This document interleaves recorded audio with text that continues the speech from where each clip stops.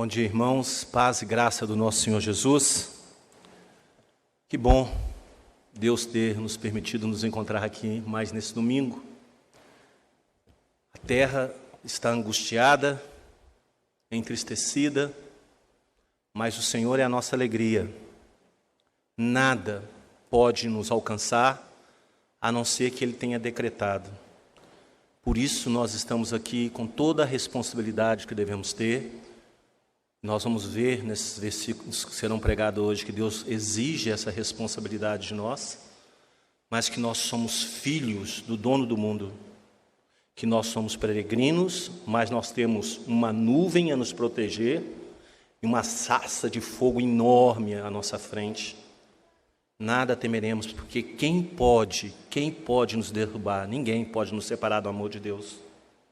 Cristo é o nosso amor, Cristo é a nossa alegria. Irmão, vamos abrir as nossas Bíblias no livro de Isaías, ainda no capítulo 1. E nós vamos ler juntos e de pé, aqueles que puderem ficar, do versículo 18 ao versículo 20. É um pequeno trecho, é o penúltimo trecho do capítulo 1 a ser pregado. Que leiamos juntos e que possamos refletir. Leiamos a inerrante palavra de Deus. Vinde, pois, e arrazoemos, diz o Senhor, ainda que os vossos pecados sejam como a escarlata, eles se tornarão brancos como a neve, ainda que sejam vermelhos como o carmesim, se tornarão como a lã. Se quiserdes e me ouvirdes, comerei os melhor desta terra, mas se recusardes e fostes rebelde, sereis devorado à espada, porque a boca do Senhor o diz. Senhor Deus, tem misericórdia de nós. Senhor, o Senhor convida o seu povo a ouvir do Senhor. E o Senhor não só convida, como o Senhor também ensina. O Senhor levanta homens, pecadores, para abrir a Tua palavra, para que a Tua palavra tenha moradia no coração de cada um que está aqui presente, principalmente no meu Pai. Ajuda-nos, nos ensine a caminhar e nos ensine a Te servir, para que possamos gozar das Suas delícias por toda a nossa vida e naquele dia, o dia que o Senhor nos buscar ou que o Senhor voltar, eternamente diante do Senhor. É o que te pedimos em nome de Jesus. Amém. A igreja pode se assentar, por favor?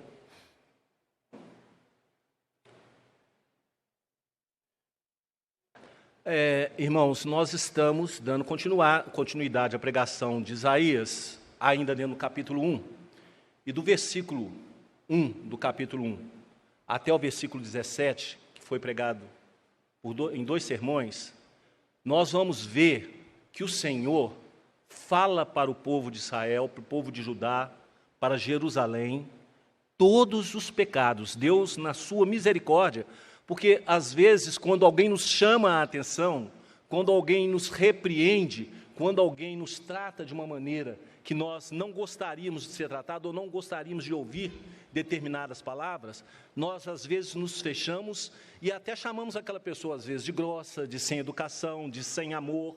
E a igreja do século 21, aquelas igrejas que se dizem de Cristo, tem a mania e tem o desplante e o pecado de falar que o Velho Testamento, Deus é mau. Deus não é mau, Deus é justo e Deus ama a justiça e justifica aos que amam. Então, essa ideia de falar que Deus é mau porque Ele mostra para o seu povo e Ele disciplina o seu povo e Ele ira sobre... Na realidade, a palavra não é disciplina, Ele ira tanto sobre o seu povo como os incrédulos. Só que quando ira, Ele vê sobre o seu povo, Ele vê o sangue de Cristo e trata do seu povo por amor de si mesmo e por amor de Cristo Jesus, o sacrifício que Ele fez lá naquela cruz. Nós somos lavados no sangue de Cristo. Quando Deus olha para nós como sua igreja, Ele nos olha e se satisfaz no sacrifício do Filho dele, porque foi pago e ele não precisa nos destruir.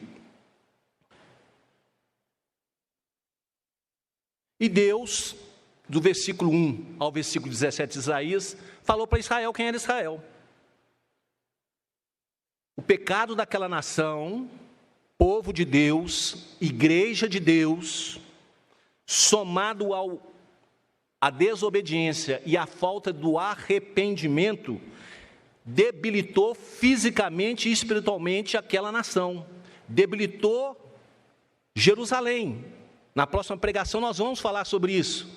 Jerusalém, que era santa, se tornou contaminada. A igreja, que era santa, se tornou contaminada. Por causa de quê? Rebeldia, pecados não confessados e falta de arrependimento. Então Deus chama aquele povo de povo maligno, porque Deus não suporta o pecado na vida dos seus servos, na vida da igreja.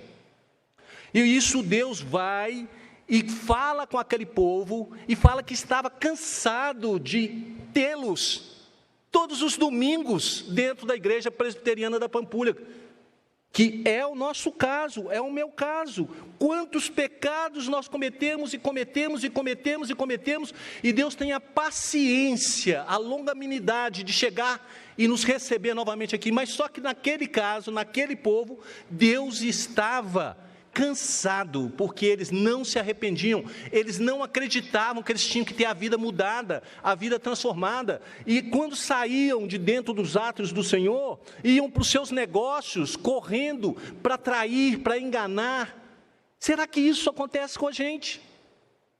Será que isso acontece no nosso trabalho, no nosso relacionamento com as pessoas? Será que nós também somos iguais àqueles daquela época que queriam só tirar vantagem das coisas? Então Deus chega para o seu povo e fala em amor: olha,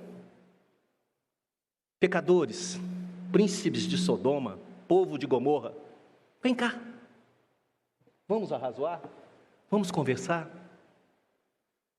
E ao invés de morte, o maravilhoso Senhor nos oferece nessa pregação que vamos ter agora, Cristo Jesus, e nos abre a porta para termos vida eterna com Ele.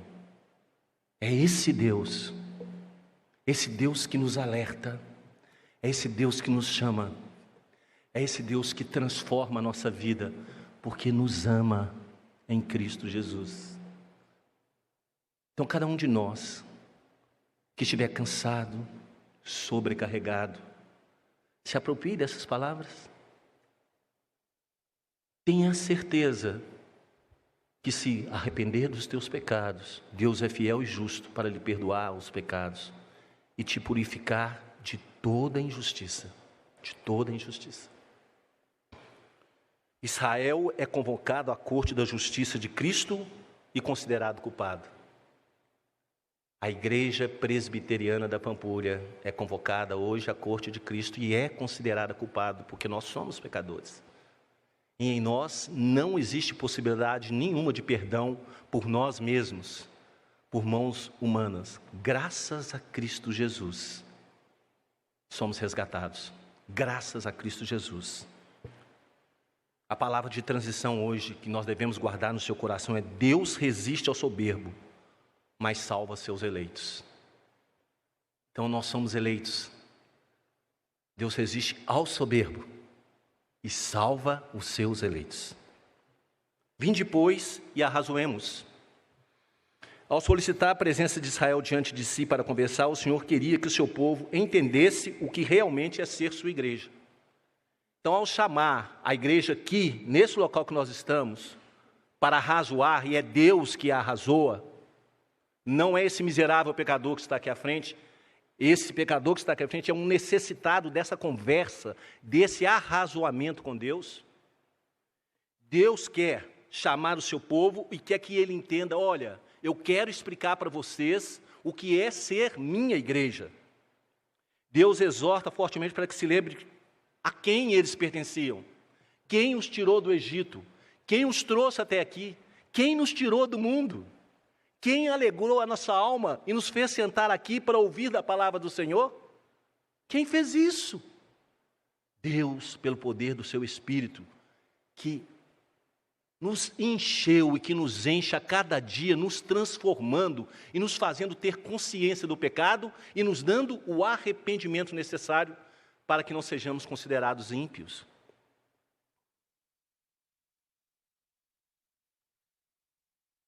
Deus explica para esse povo que os pecados dele, olha, vem conversar comigo, presta atenção. Eu falei para vocês lá atrás que é o pecado de vocês que estão impedindo a mim, estão me cansando. É a falta de arrependimento de vocês que está deixando o meu coração furioso, acendendo a minha ira. Vem, arrepende, eu estou chamando vocês ao arrependimento. E propõe a graça total.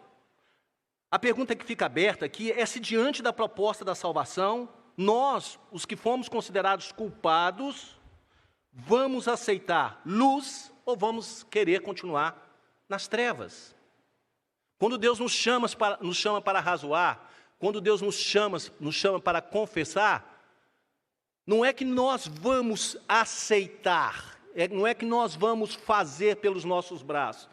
Significa que a responsabilidade de fazer, de abrir a palavra, de chegar nas nossas casas, ensinar a nossa família a palavra do Senhor, de virmos aqui à igreja e ouvir da palavra de Deus, é responsabilidade nossa. Se você resolver ficar deitado na cama, você vai ficar.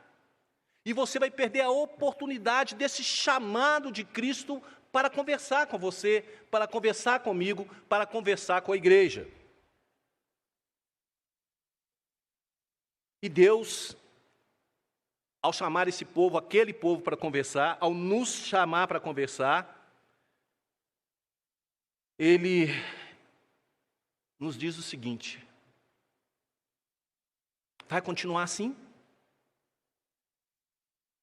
Vai ser só um ritual? Vai ser só vir aqui e pronto? E nada de vida? Nada de lutar pelas causas das viúvas, pelos direitos do órfão? Nada de reconhecer o sacrifício que foi feito naquela cruz? Vai continuar assim? Pois eu conclamo a vocês ao arrependimento, para que possam receber a misericórdia suprema da minha corte, da corte de Cristo Jesus. Então, meus irmãos, Israel foi chamado diante de Deus para conversar, mas essa conversa, de acordo com Calvino, é uma conversa de julgamento. É uma conversa aonde Deus fala: olha, eu estou arrazoando com vocês e eu quero que vocês sejam transformados, porque de maneira nenhuma, se não achar Cristo em vocês, vou devorar vocês à espada. Vou destruir vocês. Venham, procure o Senhor enquanto se pode achar. E Deus fala que para mudar a nossa vida, nós não podemos ser como os incrédulos, como os impenitentes. A palavra nos afirma que nós somos santuário do Espírito. Deus habita em nós e anda no nosso meio. Devemos confessar os nossos pecados, crer que Ele é fiel e justo para nos perdoar de todo pecado e nos purificar de toda injustiça. Deus, em vez de sentença, propõe perdão mediante o lavar regenerador do sangue de Cristo Jesus. Não se esqueça, meus irmãos, Deus resiste ao soberbo, mas salva os seus eleitos. Deus resiste ao soberbo, mas salva os seus eleitos. Diz o Senhor: ainda que os vossos pecados sejam como a escarlata, eles se tornarão brancos como a neve. Ainda que sejam vermelhos como o carmesim, se tornarão como a lã. Ao chamar seu remanescente em meio ao povo de Judá, há uma conversa. Não vos engane. Quando chamou todo o povo de Jerusalém, toda Sião, toda Judá, Deus não estava falando para todos. Deus estava falando para o seu remanescente, aqueles que ele sabia que iria ouvi-lo. Então, ao chamar seu remanescente em meio ao povo de Judá a uma conversa, Deus lhe oferece um eficaz perdão justificador, estabelecido pela ação do Espírito a cada alma regenerada, lhes imputando obediência e satisfação em Cristo como Senhor e Salvador. Isso está lá na Confissão de Fé de Westminster, e isso está rodeado abaixo do que aqueles homens santos buscaram e definiram com todas as origens bíblicas para que nós possamos lê-las. Paulo, em Romanos 5, de 1 a 5, esclarece que apenas o remanescente de Deus em Israel alcançou o que muitos dos descendentes de Abraão buscavam, a fé em Cristo Jesus. Paulo não fala que todos os descendentes de Abraão alcançaram, muitos. Assim também para a igreja do século 21, apenas os remanescentes serão resgatados e servirão Cristo mediante graça, e não por obra, pois do contrário a graça já não é graça e deixa de ter valor aos olhos do Senhor. Também na confissão de fé. A nossa confissão de fé. Certamente todos os eleitos regenerados devem ter em mente que neste mundo estarão cercados por tribulações. Irmãos, o que está acontecendo com a terra? Eu e a minha esposa, nós trabalhamos no centro da cidade, eu a apoio lá. É uma tristeza chegar no centro de Belo Horizonte. Cidade morta. Povo com medo. Povo triste. Povo tribulado. Mas nós não precisamos ser assim. Porque nós sabemos que nada nos faltará. Quinta-feira passada, Deus nos brindou com um ensino do pão nosso de cada dia. Como eu me senti pequenininho. Como eu me senti pequenininho com aquele estudo. Saber que muitas vezes eu confiava, sem saber, era no meu braço. Achando que do fruto do meu trabalho viria tudo que está vindo para mim. Irmãos, Deus fala que é na congregação dos santos que Ele jorra as suas bênçãos. E jorra, irmãos. Porque eu voltei para minha casa, comentei com a minha esposa, falei, olha, ela estava trabalhando na quinta noite. Olha, que bênção. Que bênção. Descobri que eu sou totalmente dependente do meu Deus. Totalmente. Se Ele não quiser, nem o pão de cada dia chega na minha casa. Mas Ele não é homem para mentir, nem filho do homem para que volte atrás. Ele vai dar o que prometeu. Mesmo que seja através da sua amada igreja, Ele vai nos sustentar. E vai quebrar a nossa soberba. E vai nos fazer agradecidos a Ele. Meus irmãos, contudo, pelo poder do Espírito Santo, mesmo em tribulações, Deus nos ensina a perseverar e nos torna experimentado, e o nosso olhar passa a se encontrar firme e confiante nas promessas reveladas na palavra de Cristo. Quem não lê a palavra de Deus não é revigorado. Quem não lê a palavra e não ouve e não vem às pregações da palavra de Deus, não se torna experimentado. Em síntese, não tem esperança. Não tem esperança. Vive atribulado, correndo, como ficou e como vai ficar adiante o povo de Israel. Ao ouvir falar que uma tropa se aproxima, corre e cai e tropeça numa pedra e morre, mesmo não sendo devorado à espada. Porque é desobediente, porque não faz o que o Senhor requer.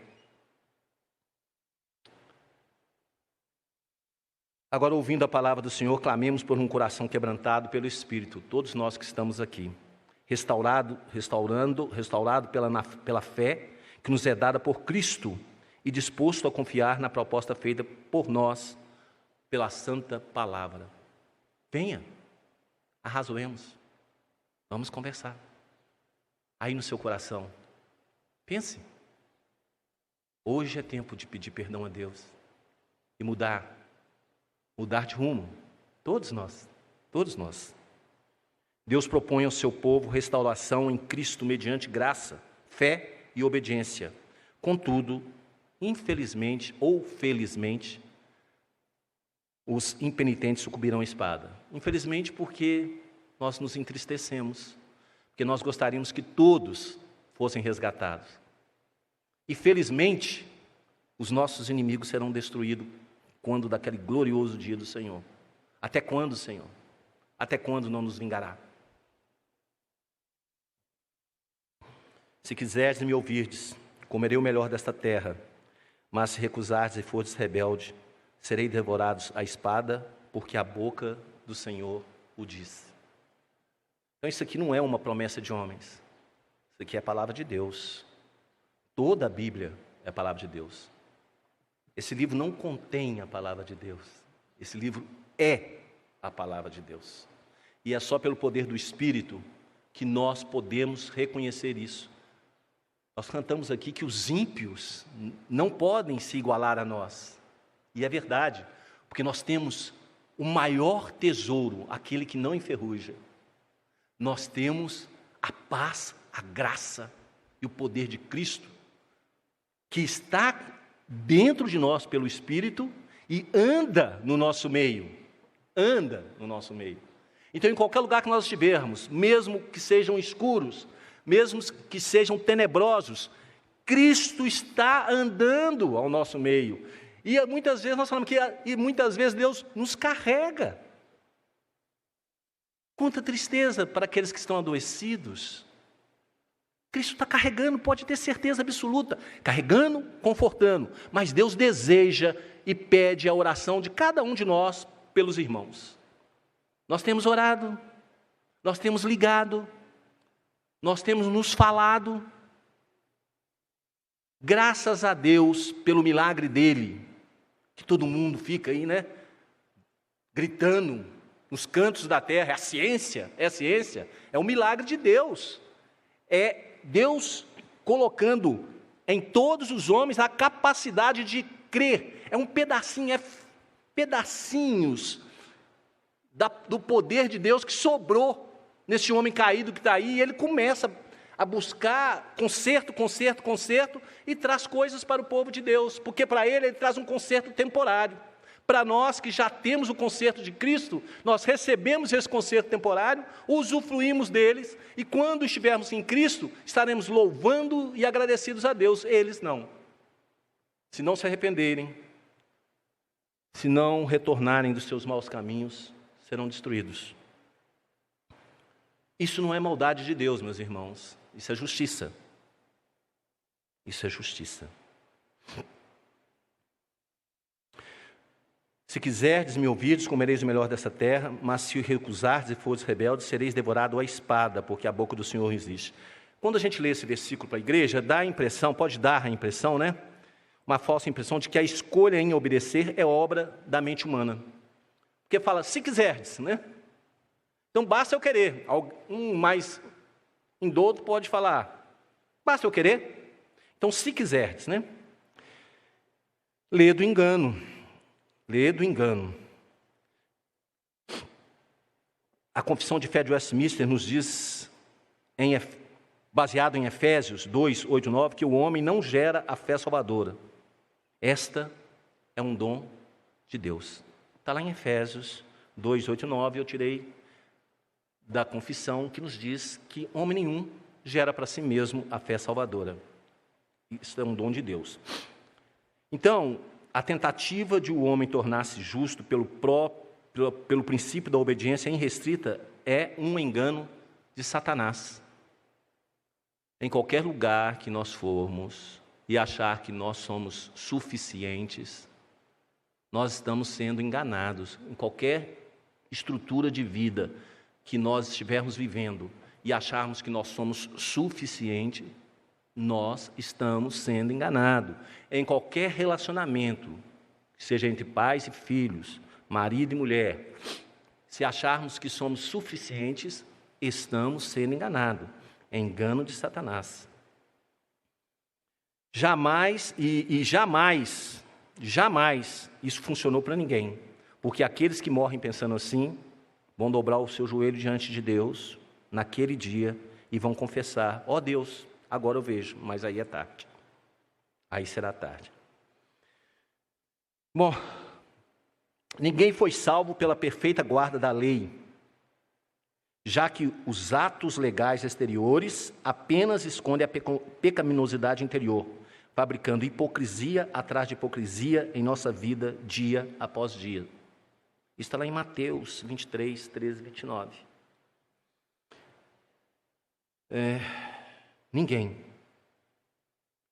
que tenta se fazer bom vai ser feliz. Primeiro que vai ser um enfado. Ele não consegue. Ele não vai conseguir. Mas aquele que confia em Cristo, confessa os seus pecados, e Cristo, somente Deus, transforma e tira o fardo. Ele promete. Ele não é homem para mentir. Vinde a mim todos que estão cansados e oprimidos. Irmãos, nós não devemos ser soberbos, porque se formos soberbos, Deus vai nos resistir. Deus resiste ao soberbo, mas salva os eleitos, aquele de coração quebrantado diante dele. Deus não nos exige muito não, irmãos. Deus fala que o nosso trabalho é descansar nele. Em tudo que fizermos, temos a responsabilidade de fazer, temos que andar, não podemos ficar de braços cruzados e sentados em lugar nenhum de nossas vidas, na criação dos nossos filhos, no nosso trabalho, no nosso lar, no tratamento e na relação. Nós temos que andar, nós temos que caminhar, nós temos que desenvolver. Mas quem faz isso em nós, quem nos constrange, quem nos leva, quem abre o caminho para nós, quem nos tira do tropeço, é o Espírito Santo de Deus, que habita em nós, que habita em você, que habita em mim, que habita em todos nós que somos servos, que um dia confessamos o Senhor Jesus como Senhor e Salvador das nossas vidas e buscamos a cada dia desenvolver isso que a nossa boca falou. Desenvolver pelo poder do Espírito, reconhecendo que o Espírito é que nos adianta, que vai à nossa frente, que está à nossa retaguarda. E ainda, de gorjeta, de gurja, Deus coloca os anjos ao nosso redor para nos livrar de todas as coisas que nem sabemos que ia acontecer e não aconteceu, porque o Senhor, em amor, se posicionou e nos salvou.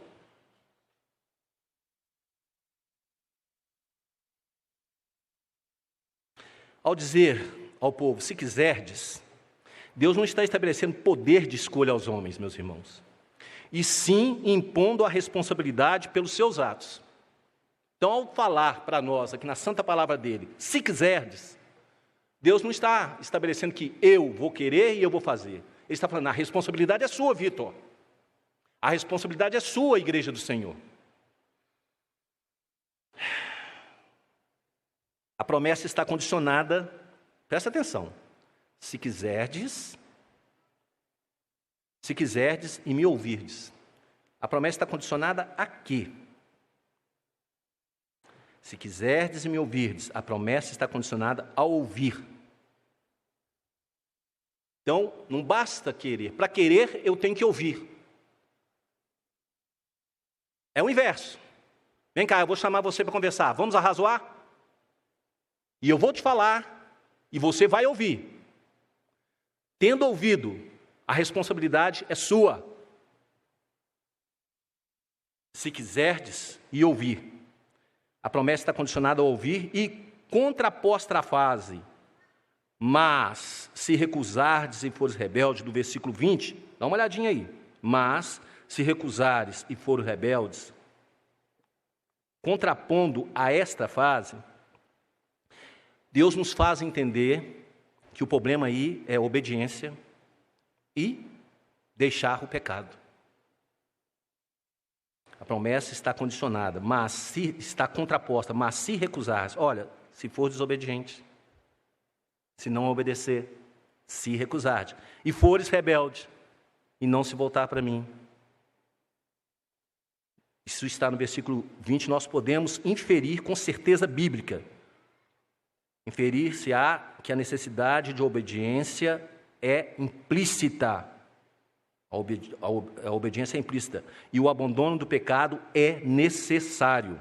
É necessário. Assim, se o ouvirem e o servirem, acabarão seus dias em bem e os seus anos em delícias.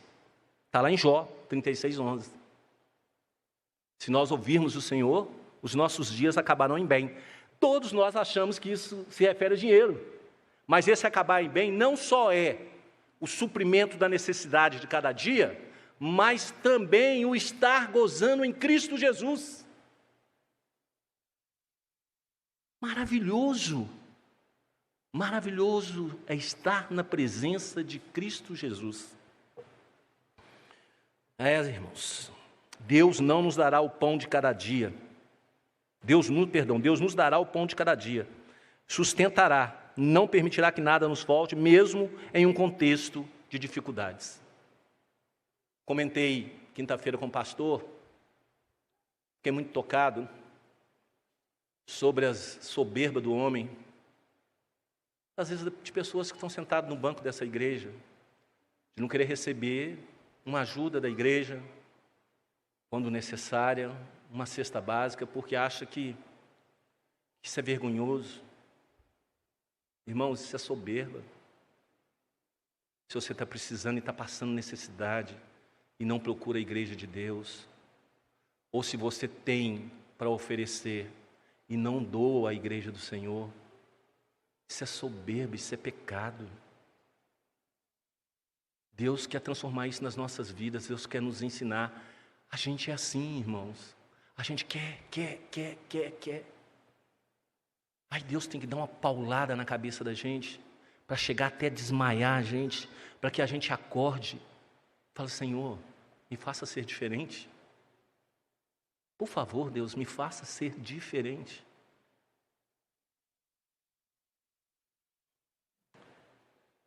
Então, aos que se recusaram a obedecer, aos que se recusaram a obedecer, no contexto histórico de Isaías 1:20, foram consumidos pela espada inimiga dos inimigos de Israel. Naquele tempo, nós vamos ver mais adiante, que Isaías profetizou que Deus devoraria, nós estamos vendo hoje, vamos ver mais adiante o fato acontecido, que Deus devoraria os insubmissos e os impenitentes. A espada representava uma boca que engolia a vida. E é essa espada que Deus vai, com essa espada que Deus vai nos devorar. A sua palavra.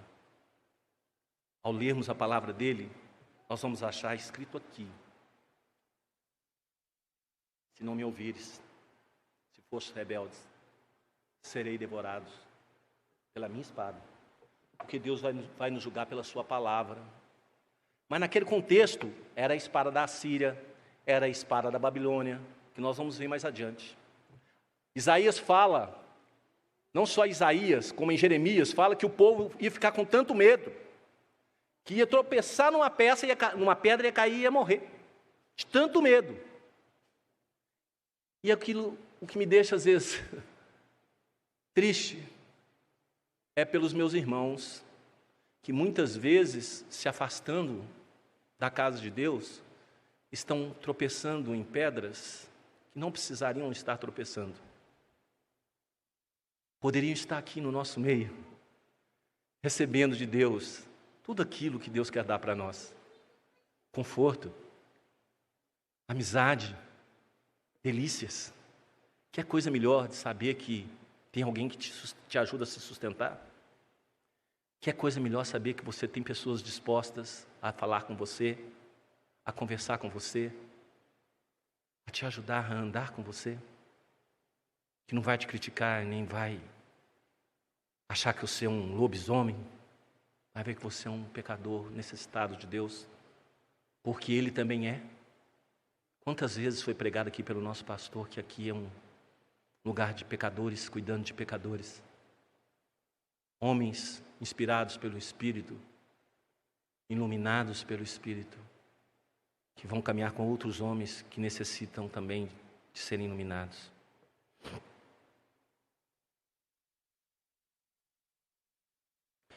Esses, no mundo de hoje, no contexto espiritual, No mundo de hoje, os que forem rebeldes não suportarão conviver em meio à igreja. Interessante isso, irmãos, pensem nisso.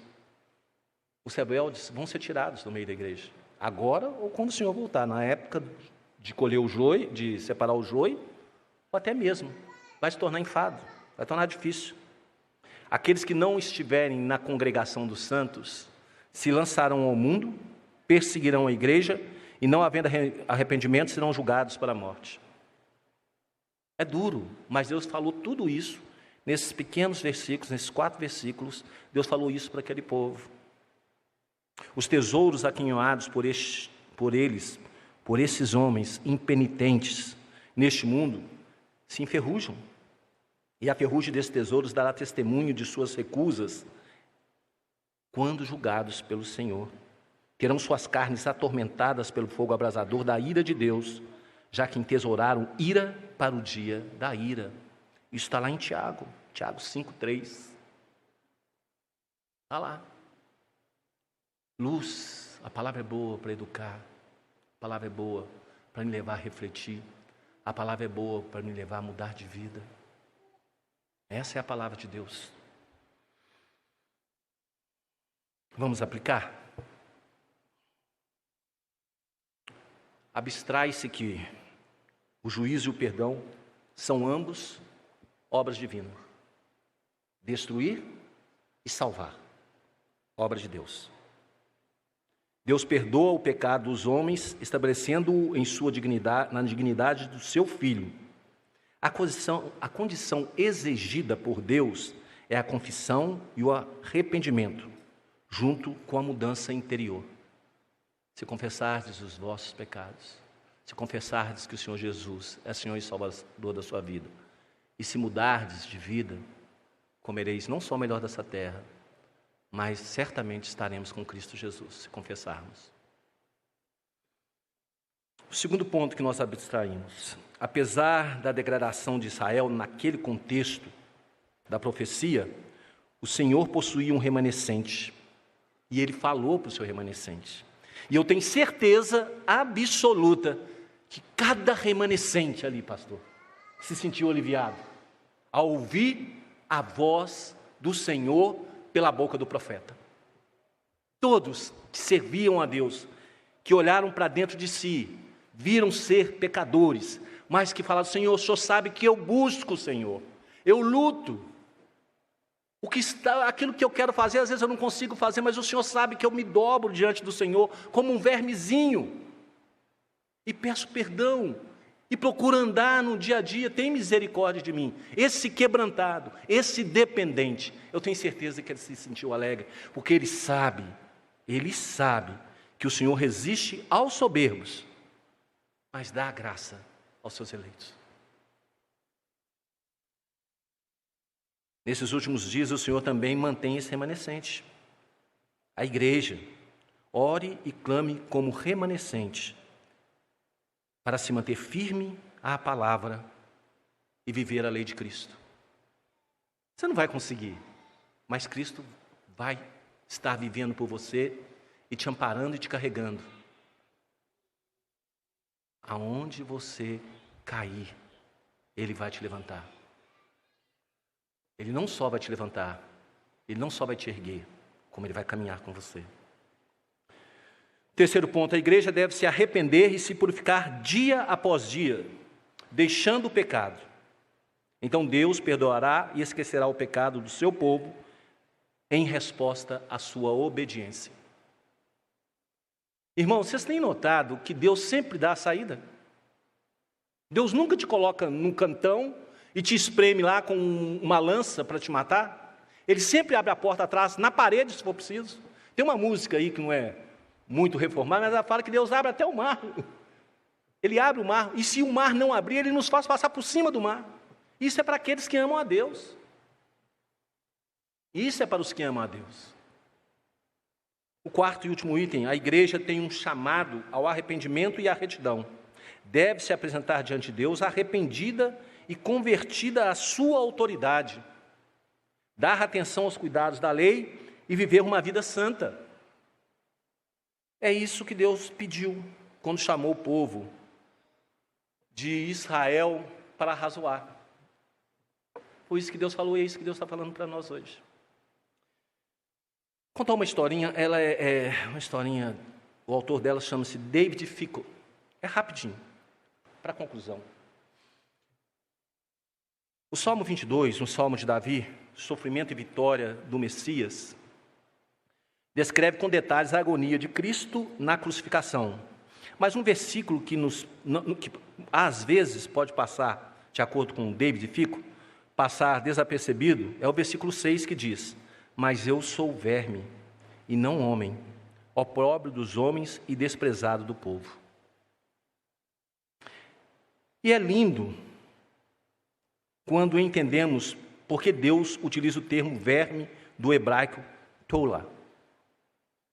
Uma palavra utilizada para o carmesim ou tecido vermelho, o mesmo tecido, shainim, que também quer dizer escarlate, que Raabe, a prostituta, pendurou em Josué 2:21, que lhe foi por salvação.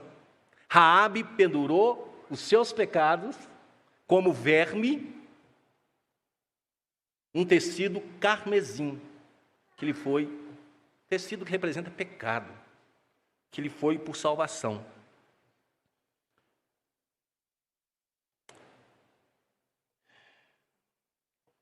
Essa palavra escarlate ou escarlata aponta para o inseto ou verme Coccus ilicis, ou largata escarlate, que tem esse nome porque quando morre, após seu corpo ressecar, libera uma substância vermelha, da qual eles utilizavam para a produção de tecidos vermelhos. Na Bíblia, essa palavra é utilizada 86 vezes. Em Êxodo 25:4, uma das ofertas entregue para a construção do tabernáculo foi tecido carmesim, tola. Veja, o estofa azul e púrpura e carmesim, e linho fino e pelos de cabra. Êxodo 25:4. O véu do tabernáculo, as colunas, as cortinas de decoração continham o carmesim presente. Fizeram também o véu de estofa azul, púrpura, carmesim, linho fino retorcido, com querubins, o fizeram de obra de artista. Êxodos 36:35. Com certeza o carmesim simboliza o sangue de Cristo, que nos lava de todo pecado. É maravilhoso imaginar que Deus usou um verme de sua criação para referir sua glória e poder, pois a palavra diz que os céus proclamam a sua glória, lá em Salmo 19:1. A terra tremeu e se aquietou, Salmo 76:80, diante do poder de Deus. A natureza geme de expectativa, está lá em Romanos 8:22. Mas o mais interessante sobre esse verme é que quando sua fêmea está para desovar, ela sobe ao tronco de uma árvore, agarra-se a ela e libera uma substância também avermelhada que protege sua ninhada e ela nunca mais sai de lá, ela morre. Morre pela sua ninhada. Dali, ou seja, a vida dela é entregue para proteger sua cria. E quando vemos isso, entendemos o forte paralelo entre o versículo 6 do Salmo 22, quando ele diz: mas sou verme. Entenderam, irmãos?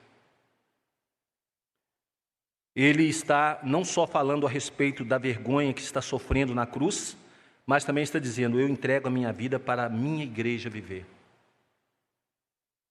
Esse pensamento pode ser confirmado em Isaías 41:14. Não temas, ó vermezinho, ó toula de Jacó, povozinho de Israel. Eu te ajudo, diz o Senhor, e o teu Redentor é o Santo de Israel. Isaías 41:14. Nesse trecho, Deus está descrevendo exatamente esse conceito de proteção, do cuidado e do zelo que Ele tem por nós. Mesmo que pareçamos tão insignificantes, Ele enviou seu Filho para morrer por nós, tornando-se insignificante quanto um verme, para que pudéssemos ter vida, ter nossos pecados lavados, e não só isso, mas eternamente protegidos e livres do mal. Assim vamos concluir essa passagem, tudo que foi falado, tudo que foi pregado. Saímos agora, deixamos o autor de lado, que as promessas de Deus, através de Isaías, nos diz. E nós temos que acreditar nela. Vinde, pois arrazoemos, diz o Senhor. Ainda que os vossos pecados sejam como a escarlata, o tecido escarlate da janela de Raabe. Eles se tornarão brancos como a neve, ainda que sejam vermelhos como o carmesim. Se tornarão como a pureza da lã, limpa e macia. Que Deus nos abençoe. Palavra com o nosso pastor.